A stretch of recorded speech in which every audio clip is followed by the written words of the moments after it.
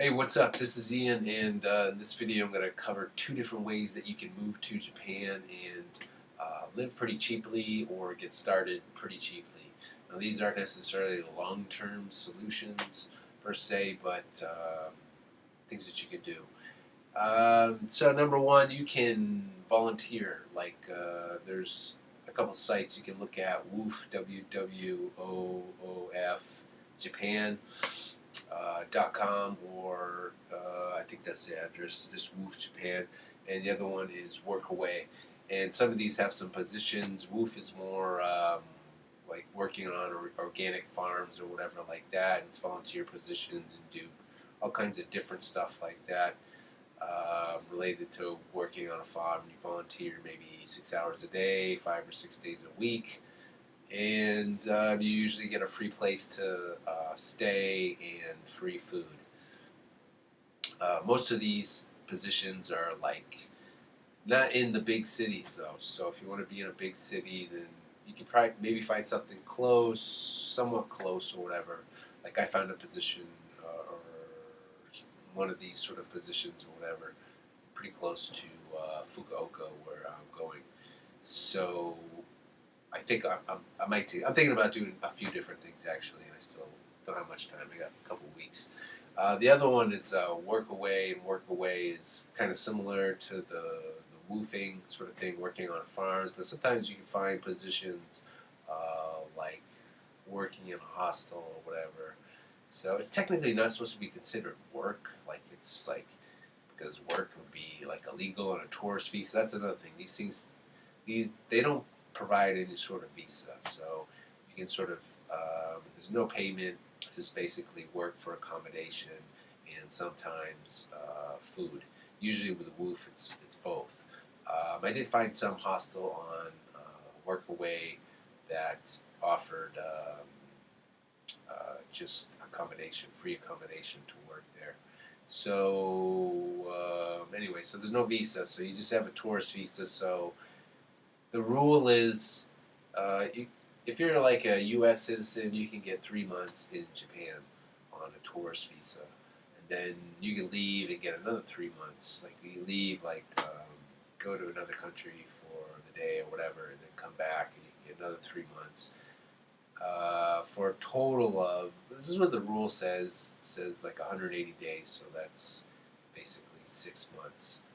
And yeah, so there's no visa. So these are some ways. Those are some ways that you can get started. Like not mostly these positions aren't in the cities, but you want to get to Japan, get going. You know, whether you want to like maybe teach English too in the future, it's something. It's something to start off with. The other thing is that you could do the second way that you could move to Japan and live is through, there's some share houses. Like most, like renting a house in Japan seems kind of complicated. Of course, if you don't know the language, it's complicated, and there's an awful lot of, you need like someone with you, like a Japanese person there with you to rent a house, and most there can be a lot of deposits, but really it's not that expensive. Like currently living in San Francisco, unless of course if you're going to go to Tokyo, then you're going to pay money. But Japan, like most of the places I've been looking in Japan are much cheaper than places around here. I've been looking in Fukuoka, and yeah, I've seen some studios and whatnot there. This is not the share house thing, which I'm going to tell you about, but studios there ranging anywhere from like on the low end, like maybe 25 or 27,000 yen, which is like, I don't know, less than $300, like, and up to like 40, or of course they go way up. They can go up higher than that, but 40,000 a month, so $400 maybe. So yeah, that's one way. So the share house is like, it's kind of like where I live now in San Francisco. Like you share. You get your own room, but you share like a kitchen and a shower and whatnot. And they tend to be cheaper. There's a few that I've been looking at that are like 40,000 yen total. I think they're like, let's say 30,000, but then there's some other fees you have to pay, like for like basically like utility fees weeks or something, and there can be deposits. Most of the share houses said that they want you to stay there for 6 months. So, but I suspect that they're somewhat negotiable, and if you put, you could lose a deposit, I guess. I think you have to put a deposit down, 1 month's deposit. Excuse me, I got a little bit of cold.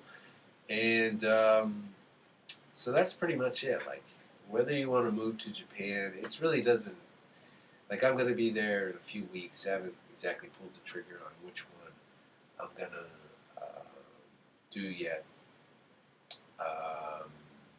But it's not that expensive. Like, I mean, maybe you want to, if you want to be in a place like Tokyo, or I'm not even sure about Osaka, but I've been looking at Fukuoka, and Fukuoka's like, I don't know what number size city it is compared to Tokyo, whatever. It's not that big, it's not that small.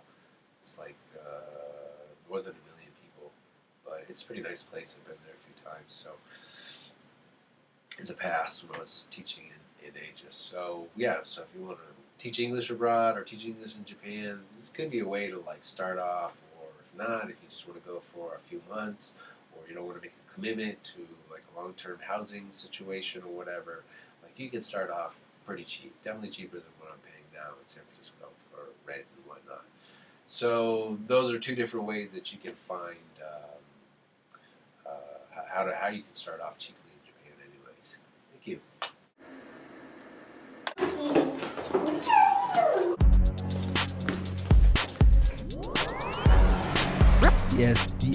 Yes, sell,